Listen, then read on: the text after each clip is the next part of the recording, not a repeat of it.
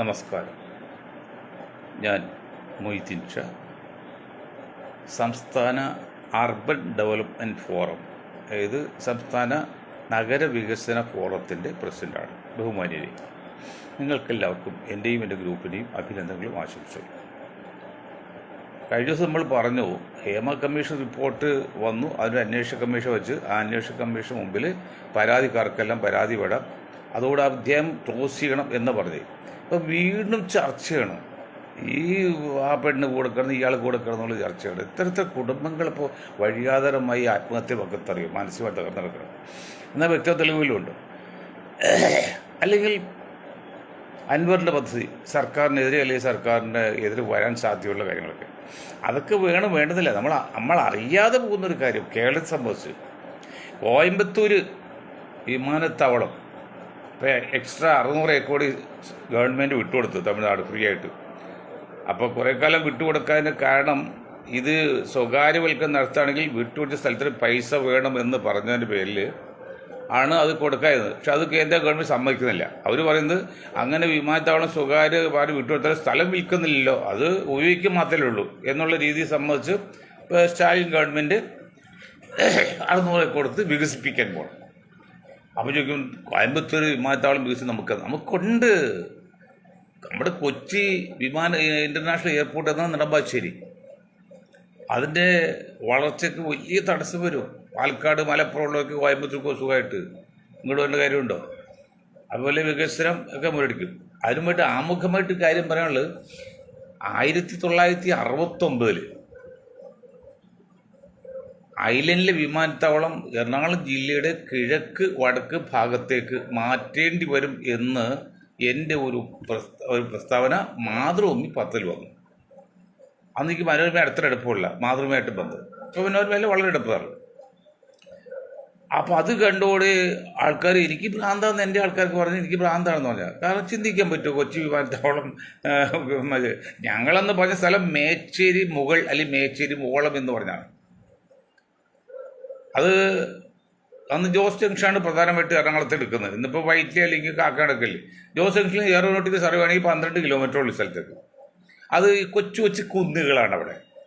നെച്ചിരിമുള ഭാഗത്ത് കൊച്ചു കൊച്ചു കുന്നുകളും കുറച്ച് പാടമുണ്ട്. അപ്പോൾ പാടം ആദ്യം പോകില്ല, കുന്നൊന്ന് ലെവലാക്കി മതി. അപ്പോൾ നല്ല ഉയരം കിട്ടും, വെള്ളത്തിന് ക്ഷാമം ഉണ്ടാവില്ല, വെള്ളത്തിൻ്റെ അതിപ്രശ്നം ഉണ്ടാവില്ല. നല്ല സ്ഥലമായിരുന്നു. പക്ഷെ അതൊന്നും ലിസ്റ്റിൽ വന്നില്ല. നമ്മൾ ലിസ്റ്റിൽ നിന്ന് ആകെ എടക്കാട്ട് വയൽ, പിറവടത്തുള്ള എടക്കാട്ട് വയൽ, പിന്നെ നെടുമ്പാശ്ശേരി. അല്ലെങ്കിൽ നെടുമ്പാശ്ശേരി ഉറപ്പിച്ച്, നെടുമ്പാശ്ശേരി വെറും പാടം, ഒരു മഴ അപ്പോൾ വെള്ളം കയറുന്ന സ്ഥലം, അതിന് മാത്രം ഉയർത്തിയിട്ടില്ല. എന്തൊരു ബുദ്ധിമുട്ടാണ്. ഏതായാലും 1969 ഞങ്ങൾ പറഞ്ഞെങ്കിലും അത് വന്നപ്പോൾ ഏതാണ്ട് 2000 വർഷം, 1995 കിട്ടും. ഇപ്പോൾ വന്നിട്ട് 25-27 വർഷമായില്ലോ. അപ്പോൾ ഏതായാലും അങ്ങനെ വന്നു. പക്ഷേ ഇനി സംഭവിക്കാൻ പോകുന്നത്, കേരളത്തിൻ്റെ ഓരോ വികസനത്തിന് വേണ്ടിയും ആരും ശ്രമിക്കുന്നില്ല മാത്രമല്ല, ഒരു പദ്ധതിക്കും പ്ലാനിങ് ഇല്ല. ഇപ്പോൾ നമ്മൾ തലസ്ഥാനം മധ്യകാലത്ത് മാറ്റാൻ പറഞ്ഞ് മുറവിളി കിട്ടിക്കൊണ്ടിരിക്കുകയാണ്. അതിൻ്റെ ഒരു രീതിയിൽ മറ്റു രീതിയിൽ അതിൻ്റെ പ്രചരണം നടത്തിക്കൊണ്ടിരിക്കുകയാണ്, ബോധവൽക്കരണം നടത്തിക്കൊണ്ടിരിക്കുകയാണ്. എന്തുകൊണ്ടാണ് ഈ തലസ്ഥാനം മധ്യകാലത്ത് മാറ്റുമെന്ന് പറയുന്നത്? കറുകുറ്റി ഭാഗത്ത് 10,000 ഏക്കർ സ്ഥലം കിടപ്പുണ്ടെന്ന് ചെയ്യാം. കുറേയെല്ലാം സർക്കാരിനാണ്, വളരെ കുറച്ച് സ്വകാര്യവും. അത് പണിയാനുള്ള പണം 1000 ഒരു പിന്നെ 30 ലക്ഷം സ്ക്വയർ ഫീറ്റിന് 6,000 കോടി, 6,000, 600, 6 കോടി രൂപ വരും. അതിപ്പോൾ വിദേശ മലയാളികൾ തരാൻ തയ്യാറാണ്. അതൊക്കെ ശരിയാണ്. പിന്നെ സ്ഥലം കിട്ടും. അതൊന്നും ചിന്തിക്കാൻ സമയമില്ലല്ലോ. ഇവിടെ പിണറായി സഖാവിന് അവർ മന്ത്രിസഭ ഇങ്ങനെ നിലനിർത്താനെ കുറിച്ച് മാത്രം ചിന്തിക്കാനാണ് സമയമില്ല. വേറെ ഒരു കാര്യത്തിൽ സമയമില്ല. കണ്ടില്ല, ഇപ്പോൾ അൻവറിൻ്റെ കേസ്, മറ്റേ പോലീസുകാരുടെ കേസ്, നാറ്റ കേസ് അങ്ങനെ കിടക്കണം. ഓരോ ഞാൻ നല്ല പറഞ്ഞാൽ പിന്നെ യൂസഫ് സലീം സാഹിബിനോട് പറഞ്ഞല്ലോ, 15,000 കോടി രൂപയാണ് ഒരു കൊല്ലത്തിൽ തമിഴ്നാട്ടിൽ നിന്ന് ചിക്കൻ ഇവിടെ ഇറക്കുമതി ചെയ്യണത്. അതിൽ കുറച്ച് ഒരു 10-20% കർണാടകയിൽ നിന്നാണ്, ബാക്കി 80% തമിഴ്നാട്ടിൽ നിന്നാണ്. ഈ സാധനമെങ്കിലും കേരളത്തിലുണ്ടാക്കി കേരളത്തെ സപ്ലൈ ചെയ്യുകയാണെങ്കിൽ എത്ര ആയിരം പേർക്ക് തൊഴിൽ കിട്ടും? ഈ പണം പുറത്തേക്ക് പോവും. അത് സർക്കാർ ഉറപ്പിൽ തുടങ്ങിയാൽ വിജയിക്കില്ല. കാരണം എല്ലാം അഴിമതി കൈക്കൂലി അല്ലാതെ ഒരു കാര്യം പൂർത്തിയാക്കണമെന്നില്ലല്ലോ. മറ്റ് സ്റ്റേറ്റിൽ പോലെ കേരളം അങ്ങനെ ആയിട്ടുണ്ട്. അഴിമതിയാണ്, എത്ര അഴിമതിയാവും അത് ചെയ്യണം. അപ്പോൾ യൂസഫ് അലി പോലെ ഒരു സ്വകാര്യ കമ്പനി ഏൽപ്പിക്കുകയാണെങ്കിൽ അവരത് കുറച്ചുകൂടി സത്യസന്ധമായിട്ട് ചെയ്യും, അവർ വിജയിക്കുകയും ചെയ്യും. അത് ഞാൻ നിർദ്ദേശം അന്ന് അദ്ദേഹത്തെ ഒരു പറഞ്ഞിട്ടുണ്ട്, അദ്ദേഹത്തെ ചെവിയിൽ എത്തി കാണുമായിരിക്കും, അദ്ദേഹത്തെ വിപുല സന്നാഹമുള്ളതല്ലേ. അതുപോലെ ചെയ്യണം. ഇപ്പോൾ എന്ന് വെച്ചാൽ നെടുമ്പാശ്ശേരി വിമാനത്താവളം, അതിൻ്റെ ആരംഭഘട്ടത്തിൽ അമേരിക്കൻ വിമാനങ്ങൾക്ക് പോലും പിന്നെ ഇവിടെ നിന്ന് റിപ്പയർ ചെയ്ത് പോകാനുള്ള സംവിധാനത്തിലുള്ള പ്ലാനിങ്. അതിലെ ബോംബെ ലോബി ഇടപെട്ട് വന്ന് അവസാനം ചെറിയൊരു വിമാനത്താവളം മാത്രമായി. അതും ഇല്ലാതാക്കാൻ ശ്രമിച്ചു. പക്ഷെ അത് ചില സന്ദർഭകാലം ചില വ്യക്തികളുടെ ഇടപെടൽ കൊണ്ട് അതിന് പേരിന് അങ്ങനെയായി. ഇപ്പം ഇന്ന് ലോകത്ത് ഒരുപക്ഷെ ഏറ്റവും നല്ല എയർപോർട്ടുകൾ റൺവേ ഉള്ള സ്ഥലം നെടുമ്പാശ്ശേരി എന്ന് പറഞ്ഞത്. കാരണം ഭൂമധ്യരേഖ അടുത്ത് കിടക്കുന്നു, ആദ്യം കാറ്റ് പിടുത്തോലൊക്കെ ശരിയാണ്. പക്ഷേ ഇതിനൊക്കെ ഇതുപോലെ തന്നെ മേച്ചേരികളും ഞങ്ങൾ പറഞ്ഞ മേച്ചേരികളും ഭാഗത്താണെങ്കിലും ഈ സൗകര്യമൊക്കെ കിട്ടും. നല്ല അതിനേക്കാൾ സൗകര്യമാണ്, ഉയർന്ന പ്രദേശമാണ്, ഭൂമധ്യരേഖ അടുത്ത് തന്നെയാണ്, നല്ലതായിരുന്നു. ചെയ്തില്ല.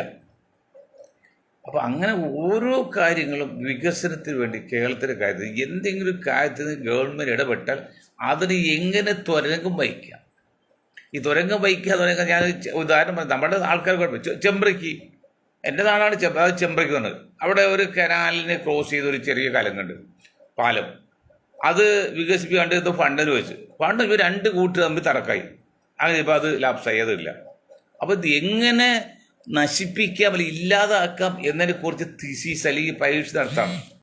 എങ്ങനെ നടത്താമെന്നല്ല, ഒരു ഇൻഡസ്ട്രി കൊടുക്കുകയാണെങ്കിലും ഒരു ഉദ്യോഗവൃത്തമാണെങ്കിലും ഇതെങ്ങനെ അയാൾക്ക് കൊടുക്കാതിരിക്കാം.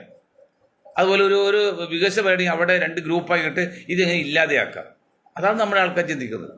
അത് മറ്റ് സ്റ്റേറ്റുകാർ കണ്ടുപിടിക്കണം, തമിഴന്മാർ പോലും കണ്ടുപിടിക്കണം. അവർക്ക് അവരുടെ കാര്യത്തിൽ വേണ്ടി അവരെല്ലാം മറന്ന് ഒരുമിച്ചേക്കും. ഇപ്പോൾ പഞ്ചാബ്, ഹരിയാന അവരൊക്കെ ഇൻഡസ്ട്രി ലെവലായിട്ട് എത്ര ഉയർന്ന ഉന്നതിയിലെത്തി. ഇവിടെ നമ്മൾ ചോദിച്ചാൽ ഒരുത്തൻ ഒരു ചായക്കട നടത്തി ഒന്ന് പച്ച പിടിച്ചാൽ അതിനപ്പുറത്ത് പുറത്ത് 8 ചായക്കട തുടങ്ങും. ഏത് ചായ കുടിച്ച് ഇറങ്ങുമ്പോൾ അവന് പലചരക്ക് സാധനം വേണം, അല്ലെങ്കിൽ തുണി വേണം, ചെരുപ്പ് വേണം, വാച്ച് വേണം, കുട വേണം. അതൊക്കെ തുടങ്ങാനില്ല, ആ ചായക്കട തുടങ്ങും. കാരണം നമ്മളത്ര വ്യാവസായികമായിട്ട് മലയാളികൾ അത്ര പിന്നോക്കമാണ് ചിന്തയിൽ പോലും. പഞ്ചാബുകാരങ്ങനെയല്ല. ജാപ്പനീസിനെ കുറിച്ച് പറയുമ്പോൾ എന്തറിയോ, അവർ റോഡ് നടത്തുമ്പോൾ റോഡിൽ വലിച്ചെറിയുന്ന ആ വേസ്റ്റിലെടുത്തിട്ട് അത് ഒരു കളിപ്പാട്ടം ഉണ്ടാക്കി തിരിച്ച് വരുന്ന വഴിക്ക് അവർക്ക് തന്നെ വിൽക്കുന്നതാണ് നല്ല വിലക്ക്. അവർ എറിഞ്ഞു കിടന്ന ആ വേസ്റ്റ് എടുത്തിട്ട് ഒരു കളിപ്പാട്ടം ഉണ്ടാക്കി തിരിച്ചു വരുമ്പോൾ അവർക്ക് നല്ല വിലക്ക് വിൽക്കും. ഉപകാരം പറഞ്ഞ് ഇവിടെ ഇരുമ്പയിൽ കയറ്റി പോകുന്നത് 50 പൈസ ഒരു കിലോയ്ക്ക് വിലയില്ലാന്ന്. ആ സാധനം ഒരു കിലോയ്ക്ക് 5000 കൊടുത്ത് മിഷനറി 5000 കൊടുത്ത് നമ്മൾ വാങ്ങിക്കുന്നത്. 50 പൈസ സ്ഥാനത്ത് 5000 ആയില്ലേ. അപ്പോൾ അതെങ്ങനെയാണത്? നമ്മളങ്ങനെയല്ല. ഇപ്പോഴും ഒരു വികസനത്തിന് വേണ്ടി ഞാൻ നല്ല ലക്ഷ്യം വേണ്ട പദ്ധതി കാര്യം പറഞ്ഞ് പിന്നെ മിനി വ്യവസായത്തെ കാര്യമൊക്കെ പറഞ്ഞ് എന്തെങ്കിലും സാധ്യമുണ്ടോ? അതിനെക്കുറിച്ച് ഗവൺമെൻറ് അന്വേഷിച്ചോ? ഗവൺമെൻറ് അങ്ങനെ എന്തെങ്കിലും സംവിധാനം ഉണ്ടോ? പ്ലാനിങ് ബോർഡ് എന്നുണ്ടോ കേരളത്തിൽ? പ്ലാനിങ് നമ്മൾ 50 വർഷം മുന്നിൽ കണ്ടുകൊണ്ടിൽ പ്ലാൻ ചെയ്യണം. 100 വർഷമാണ് മിനിമം കാണേണ്ടത്. പഞ്ചവത്സര പദ്ധതിയല്ല, ശതവത്സര പദ്ധതിയാണ് വേണ്ടത്. അത് നമ്മൾ ലോപിച്ച് ആ പഞ്ചവത്സര പദ്ധതിയൊക്കെ നെഹ്റു തുടങ്ങി അങ്ങനെ 5 വർഷത്തേക്ക് 5 വർഷത്തേക്കാണ് ലോകം എന്നുണ്ട്. ലോകം നമ്മൾ എപ്പോഴും കാണേണ്ടത് അറ്റ്ലീസ്റ്റ് 100 years, ഒരു ശതാബ്ദി, 100 വർഷത്തേക്ക്, ദശാംശമല്ല ശതാബ്ദിയാണ് കാണുന്നത്. അതൊന്നും കാണുന്നില്ല. നമ്മൾ കാണുന്ന അടുത്ത ഇലക്ഷനിൽ 10 വോട്ട് പകരം കിട്ടാം, അതേക്കുറിച്ച് മാത്രമാണ്. അത് LDF ഗവൺമെൻറ് UDF ഒക്കെ ആണെങ്കിലും അതെ, BJP വന്നപ്പോൾ അവരും ചെയ്യുന്നത് തന്നെയാണ്. ദീർഘമായ വിഷയമല്ല. അതിനർത്ഥം രാഷ്ട്രമീമാംസകർ ഈ രാഷ്ട്രീയ പാർട്ടികൾ ഇല്ല എന്നുള്ള. രാഷ്ട്രമീമാംസകർ ഉണ്ടായിരുന്നെങ്കിൽ അവൻ അടുത്ത തലമുറയ്ക്ക് വേണ്ടി ചിന്തിക്കുന്നത്. ഈ രാഷ്ട്രീയ പാർട്ടികൾ അടുത്ത ഇലക്ഷൻ ചിന്തിക്കുള്ളൂ. അത് വ്യത്യാസം, പ്രധാന വ്യത്യാസം അതാണ്. അതില്ല. കാരണം ഇന്നിപ്പോൾ CPM ആണ് കേരളം ഭരിക്കുന്നത്. LDF എന്ന് വെച്ചു, LDF. ആ ഈ LDFൽ എത്ര നേതാക്കൾക്ക് ദീർഘമായി വീക്ഷണമുള്ള ചിന്തശക്തിയുള്ള എത്ര ആളുണ്ട്? ഏറ്റവും മികച്ചെന്ന് പറഞ്ഞാൽ P. രാജീവാണ്. പിന്നെ പാലക്കാട്ടെ ഒരാൾ ഉണ്ടല്ലോ, അദ്ദേഹം നല്ല പ്രാസംഗികനൊക്കെയാണ്, രാജേഷ് ഷെട്ടാണ്. ഈ 2 പേരാണ് അതിൽ അക്ഷരാഭ്യാസം അറിയാത്ത സാമാന്യ സംശയക്കാരുള്ളൂ. ബാക്കി മന്ത്രിമാർക്ക് പോങ്ങന്മാരും ഈ ഒരു ട്രിവാൻഡ്രത്തൊരു മന്ത്രിയുടെ പേരുമല്ല മലയാളം വായിക്കാൻ പോലും അറിയാത്ത മന്ത്രിമാർ. എന്തെങ്കിലും വികസനം അറിയാവോ? 2 ലക്ഷം 1 ലക്ഷത്തിൽ പേരുള്ള കണക്കുകൾ വായിക്കറിയാവോ? യാതൊരു ബോധ്യവും ഇല്ലാത്തതാണ് ഈ പിണറായി സഖാവ് മന്ത്രിയുമായിട്ട് വെച്ചത്. എന്താ കാരണം? എൻ്റെ മുകളിലോ എൻ്റെ അടുത്ത് വരരുത്. വലിയ ദുഷ്ടലാക്കണത്. അപ്പോൾ എൻ്റെ ഒരു സുഹൃത്തിൻ്റെ പെൺകുട്ടിയാണ്. അപ്പോൾ അവർ കൂടെ കൊണ്ടാണെങ്കിൽ ഏറ്റവും വികൃതമായ സ്ത്രീയെ കൂട്ടുകാരെ കൊണ്ടുപോകുന്നത്. എന്ന് വെച്ചാൽ അല്ലെങ്കിൽ ശ്രദ്ധ മുഴുവൻ അവളിലേക്ക് പോവില്ല, മറ്റുള്ള പോവും. ഇത് വികൃതമാകുമ്പോൾ അവൾ പോവില്ല, എന്നിൽ ശ്രദ്ധിക്കുമെന്ന് പറഞ്ഞില്ല. അതൊക്കെ ബുദ്ധിയാണ്. ഏറ്റവും കഴിവെട്ടവരെയാണ് നമ്മുടെ കീഴിൽ നിർത്താൻ വേണ്ടി ആക്കുന്നത്. അത് പിണറായി സഖാവ് മാത്രമല്ല, മുസ്ലിം ലീഗിനെ എടുത്താലും അല്ലെങ്കിൽ കോൺഗ്രസ് പാർട്ടി എടുത്താലും ഏത് പാർട്ടി എടുത്താലും എന്നോടൊപ്പം വരാവുന്ന ആൾ അവൻ വളർത്തിക്കൊണ്ടുവരില്ല. എന്നെ താഴെ നിൽക്കുന്ന ആളും എൻ്റെ ആശ്രിത വത്സരായി നിൽക്കുന്നതിന് മാത്രമാണ് നേതാവിൽ കൊണ്ടുള്ളൂ. കഴിവുള്ള എത്ര പേര് മുസ്ലിം ലീഗിൽ കഴിവുള്ള എത്ര പേരുണ്ട്? പക്ഷെ ആരെങ്കിലും കൊണ്ടുവരുന്നുണ്ടോ? ഒരിക്കൽ കൊണ്ടുവന്ന ആളാണല്ലോ ജലീലിനെ പുറത്താക്കി. പിന്നെ കൊണ്ടുവന്ന അഹമ്മദ് കബീർ സാഹിബായിരുന്നു. അല്പം VR കൃഷ്ണയോടൊപ്പം സംസാരിക്കാൻ, ഭാഷാ ശുദ്ധിയോട് സംസാരിക്കാൻ കഴിവുള്ള മുസ്ലിം സമുദായത്തിൽ 2 പേരുടെ കേട്ടി ജലീലും ഒന്ന് അഹമ്മദ് കബീർ സാഹിബ്. അഹമ്മദ് കബീർ സാഹിബിന് ഒരല്പം അത് ആ ഇടപ്പള്ളി എന്ന പ്രദേശത്തിൻ്റെ രീതിയാന്ന് പറഞ്ഞാൽ അല്പം ഒരു അഹങ്കാരം പോലെ തോന്നും. അങ്ങനെ ആളല്ലെങ്കിലും അതുപോലെ കാരണം ഇബ്രാഹിം സുലൈമാൻ ഷേട്ട് ആലുവയിൽ വന്ന് പ്രസംഗിച്ചുകൊണ്ടിരിക്കാൽ ഇത് വന്ന് യൂത്ത് ലീഗിൻ്റെ ജില്ലാ പ്രസിഡന്റാണ്. അപ്പോൾ ഇദ്ദേഹത്തിന് അങ്ങോട്ട് മുദ്രാവാക്യം വിളി തുടങ്ങി. ആരാണ് അഖിലേന്ത്യാ പ്രസിഡന്റ് സുലൈമാൻ ഷേട്ട് ഇരിക്കുമ്പോൾ അഹമ്മദ് കബീർ സാഹിബ് എത്രയൊക്കെ വളർന്നാലും ഇബ്രാഹിം സുലൈമാൻ ഷേട്ട് മുമ്പിലാകും. അപ്പോൾ അദ്ദേഹം ഒന്ന് പ്രസംഗിക്കുകയോ കൈയടിക്കുകയോ അതിനർത്ഥം അപ്പോൾ ആളാകാൻ വേണ്ടി ചെയ്താണ് ധരിക്കുന്നത്. അദ്ദേഹം ചിലപ്പോൾ അങ്ങനെ അല്ലായിരിക്കും, പക്ഷെ ആൾക്കാരെ വ്യാഖ്യാനിക്കും, കുട്ടികളെ. അപ്പോൾ അങ്ങനെ കഴിവുള്ളവർ എടുക്കില്ല. ഇപ്പോഴത്തെ അവസ്ഥയിൽ വികസനം മുരടിച്ചിട്ട് എന്തെങ്കിലും കാര്യങ്ങൾ പൂർത്തിയായ ഒരു പദ്ധതി നിങ്ങൾ പറയാമോ കേരളത്തിൽ ഇന്ന പദ്ധതി സക്സസ് ആണെന്ന്? എത്രത്തെ പദ്ധതി? രാജ്യ വ്യവസായ വകുപ്പ് മന്ത്രിയും ലോ മന്ത്രിയൊക്കെ ആണല്ലോ. അദ്ദേഹം കുറച്ച് പുരോഗമനവാദിക്കാനൊക്കെയാണ്, ഞാൻ സമ്മതിച്ചു, കുഴപ്പമൊന്നുമില്ല. കുറച്ച് കാര്യപൂർവ്വമുള്ള ആളാണ്. എങ്കിൽ പോലും ഉദ്ദേശിച്ചിടത്തോളം എത്തുന്നില്ലെന്നേ. എത്തുമ്പോൾ പിന്നെ മറ്റുള്ള സമ്മതിക്കുകയില്ല. അപ്പം അങ്ങനെയുള്ള സന്ദർഭത്തിൽ നമ്മൾ ചിന്തിക്കുന്ന നാടിന് വേണ്ടിയും നാട്ടുകാർക്ക് വേണ്ടിയും ദേശത്തിന് വേണ്ടി, അതായത് നാടിന് ദേശത്തിന് വേണ്ടിയും നാട്ടുകാർക്ക് വേണ്ടിയും വേണം ചിന്തിക്കാൻ. അത് ദീർഘമായി ചിന്തിക്കണം. കൗണ്ട് 10 ബിഫോർ ആക്ഷൻ എന്ന് പറയുമ്പോൾ പോലെ കുറച്ച് ആഴത്തിൽ അകലെ. പല മക്കളുടെ തള്ളക്കോഴി അകലെ ചെയ്യും എന്ന് വെച്ചാൽ മക്കൾ കൂടുതലുണ്ട്, എല്ലാവർക്കും കിട്ടണ്ടേ. അതുപോലെ എന്തുകൊണ്ട് നമ്മുടെ മന്ത്രിസഭ, നമ്മുടെ രാഷ്ട്രീയ നേതാക്കൾ അങ്ങ് ചിന്തിക്കുന്നില്ല? ചിന്താശക്തി ഇല്ല അവർക്ക്. അവർക്കത് എങ്ങനെയെങ്കിലും ഒരു പഞ്ചായത്ത് മെമ്പർ ആകണം, അല്ലെങ്കിൽ MLA ആകണം, ഒരു മന്ത്രി ആകണം. ആ 10-20 വർഷം കൊണ്ട് എന്തെങ്കിലും ഉണ്ടാക്കി സുഖമായിട്ട് ജീവിതം മുന്നോട്ട് പോകണം എന്നല്ലാതെ നാടിന് വേണ്ടി ചിന്തിക്കുന്ന, നാട്ടുകാർക്ക് വേണ്ടി ചിന്തിക്കുന്ന എത്ര രാഷ്ട്രീയ നേതാക്കളുണ്ട്? വളരെ അപൂർവമാണ്, വളരെ അപൂർവം. ഇപ്പോഴത്തെ അവസ്ഥയിലും ഇതാണെങ്കിലും.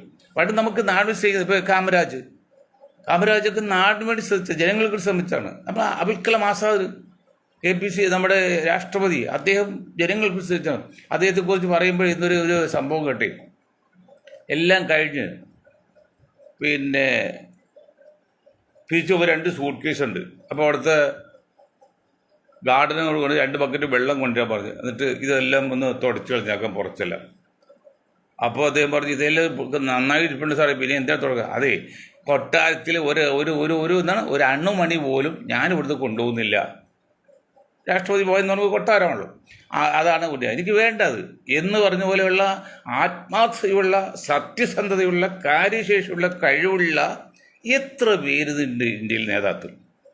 എങ്ങനെയെങ്കിലും കുതികാൽ വെട്ടി മന്ത്രിയാകണം, പ്രധാനമന്ത്രിയാകണം, ആഭ്യന്തരമന്ത്രിയാകണം എന്നല്ലാതെ രാജ്യസ്നേഹികളായ, എന്നാൽ രാജ്യത്തെ സ്നേഹിക്കാത്തതുകൊണ്ട് വെറുതെ പറഞ്ഞപ്പോഴല്ല, രാജ്യത്തെ ജനങ്ങളുടെ വളർച്ചയ്ക്ക് വേണ്ടി ചിന്തിക്കുക, പ്രവർത്തിക്കുക, പ്രചരിപ്പിക്കുക. അത് രാജ്യസ്നേഹമുണ്ട്. ഞാൻ രാജ്യസ്നേഹമാണെന്ന് പറഞ്ഞു നടന്നിട്ട് കാര്യമില്ല. അത് രാജ്യത്തെ ജനങ്ങൾക്ക് വേണ്ടിയാണോ എത്ര പദ്ധതികൾ ഇപ്പോൾ കേന്ദ്ര ഗവൺമെൻറ് ഉണ്ടാക്കി. എല്ലാം പൊളികളില്ലേ. എല്ലാം ബ്രിട്ടീഷായിട്ടുണ്ടാക്കിയ ഇതുണ്ടല്ലോ നമ്മുടെ കൊട്ടാരം. അത് നമ്മുടെ പാർലമെൻറ്റ് മന്ദിരം ബ്രിട്ടീഷായിട്ടുണ്ടാക്കിയാൽ നമ്മളുണ്ടാക്കിയൊന്നുമില്ല, മുകളിലും ഉണ്ടാക്കിയതില്ല. അതിൻ്റെ നിൽപ്പും ആ ഗാംഭീര്യം എത്ര ഇതാണ്. നമ്മളൊരു ഉണ്ടാക്കിയില്ല പെട്ടി കൂട്ടിയതുപോലെ, അത് ചോരുന്നല്ലേ. ഇത് മോശമല്ല. ഞാൻ മന്ത്രിസഭയെ കുറ്റപ്പെടുത്തല, അങ്ങനെ ചെയ്യണം. അത്ര ദീർഘമായി ചെയ്തില്ല. അപ്പം അതുകൊണ്ട് ദയവ് ചെയ്ത് നിങ്ങൾ രാഷ്ട്രീയക്കാരും ആണെങ്കിലും രാഷ്ട്രീയ പ്രവർത്തകരാണെങ്കിലും ഭരണകക്ഷിക്കാണെങ്കിലും ഭരണകൂടമാണെങ്കിലും ചെയ്യുന്നതിൽ കുറച്ചൊക്കെ വിവേകവും ബുദ്ധിയും ദീർഘവീക്ഷണം കാണും. ഇല്ലെങ്കിൽ അതിനാണ് നിങ്ങൾക്ക് ലക്ഷങ്ങൾ രൂപ ശമ്പളം കൊടുത്ത് ഉപദേഷ്ടാക്കളെയും ഉപദേഷ്ടാക്കളെയും പിന്നെ ഓരോ വകുപ്പിനെയും പ്രത്യേകം അഡ്വൈസർമാർ ഉപദേശകർ വഹിക്കുന്നത്. രാഷ്ട്രീയക്കാർക്ക് ഇപ്പോൾ അത്രയും പരിചയം ഉണ്ടാവുന്നില്ല. അപ്പോൾ അവർക്ക് എഞ്ചിനീയറിംഗ് അറിയുമോ, ഡോക്ടർ അറിയില്ല. പക്ഷേ അവർക്ക് വേണ്ടത്ര നേതൃത്വം അല്ലെങ്കിൽ നിയന്ത്രണം അല്ലെങ്കിൽ ഉപദേശം കൊടുക്കാൻ വേണ്ടിയാണ് ആയിരക്കണക്കിന് ലക്ഷക്കണക്കിന് രൂപ കൊല്ലത്തിൽ പിന്നെ ശമ്പളം കൊടുത്ത് ആൾക്കാരെ വയ്ക്കുന്നത്. അവരും എന്താ ചെയ്യുന്നത്?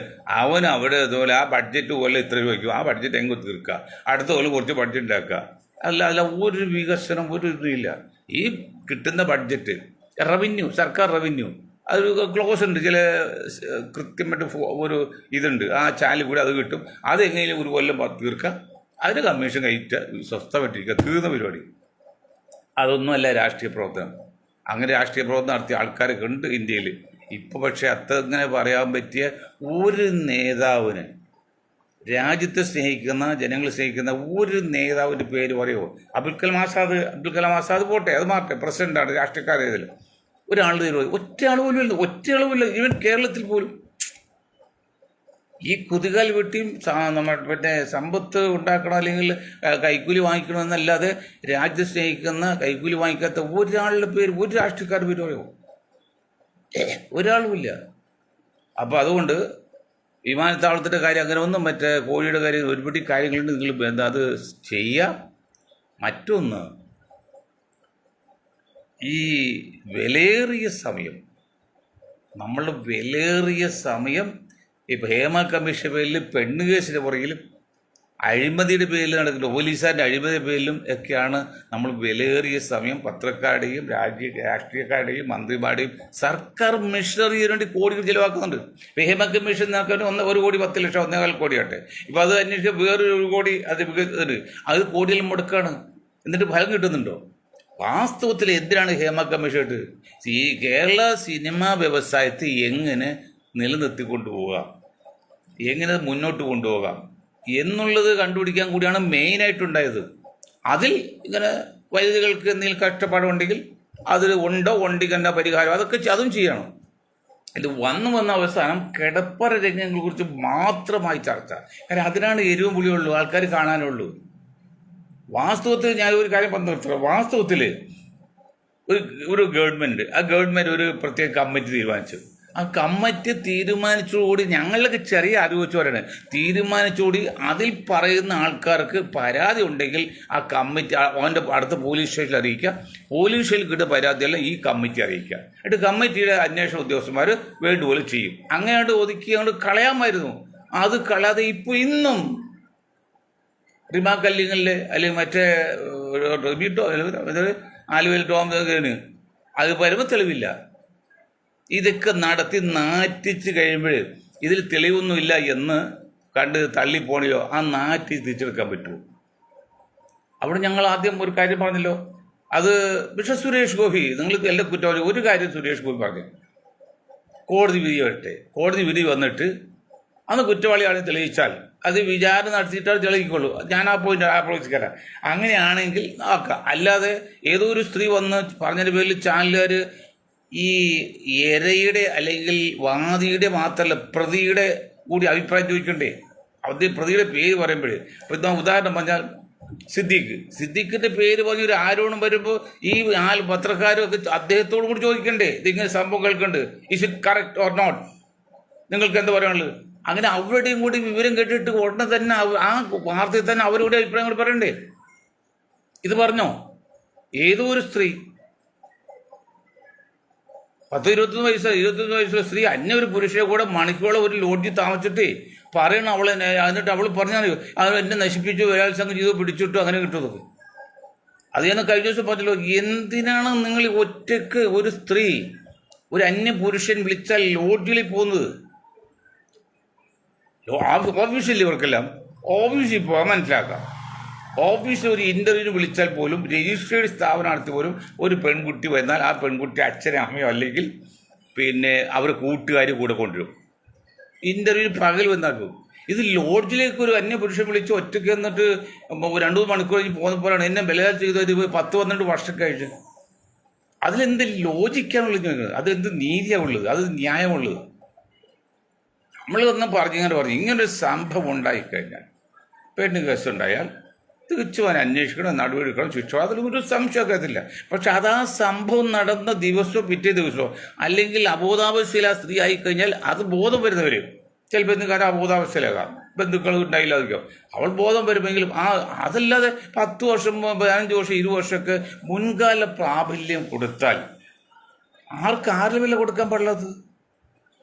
ഇപ്പം വേറെ കാര്യമുണ്ട്. ഈ പറയുന്ന ലിസ്റ്റ് ശരിയാണെങ്കിൽ ഇവിടുത്തെ പ്രധാനപ്പെട്ട സൂപ്പർ ആൾക്കാരുടെ പേരിലൊക്കെ പോക്സോ കേസും ചാത്താൻ പറ്റിയ കേസുണ്ടെന്നാണ് വന്നിരിക്കുന്നത്. അതൊക്കെ വരുമ്പോൾ എന്തായിരിക്കും അവസ്ഥ?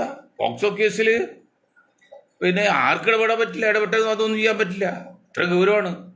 വാദിയും പ്രതി സമ്മതിച്ചാൽ പോലും പോക്സോ കേസ് പറ്റില്ല. അത് നിയമത്തിൻ്റെ വശമാണ്. അത് നല്ലതുമാണ്, കുഴപ്പമൊന്നുമില്ല. അല്ലെങ്കിൽ ഇപ്പോൾ കൊച്ചു കുട്ടികൾക്കൊക്കെ ജീവിക്കാൻ പറ്റുമോ? അപ്പോൾ ഏതായാലും എല്ലാ പക്ഷങ്ങളും ആലോചിച്ച് ആൾ കൂട്ടാൻ വേണ്ടി, പിന്നെ ചാനലുകാർക്ക് എണ്ണം കൂട്ടാൻ വേണ്ടി നിങ്ങൾ ഈ ഇക്കിളിപ്പെടുത്ത രംഗങ്ങൾ പണ്ട് ചെയ്തിട്ടില്ലോ, ഈ പത്രങ്ങളൊക്കെ ഉണ്ടല്ലോ, ചില പ്രസിദ്ധീകരണങ്ങൾ, സെക്സ് പ്രസിദ്ധീകരണം. ഇപ്പം അതൊന്നുമില്ല, ഇപ്പോൾ വീഡിയോ ആണല്ലോ. അപ്പം അത് ഇടപെടാതെ നിങ്ങൾ കാര്യമാത്ര പ്രസക്തമായ രീതിയിൽ പത്രധർമ്മം നിറവേറ്റി മുന്നോട്ട് പോകണമെന്ന് പറഞ്ഞുകൊണ്ട് ഞാൻ എൻ്റെ വാക്കുകൾ നിർത്താണ്. നിങ്ങൾക്ക് ഒരായിരം നന്ദി. ജയ് ഹിന്ദ്.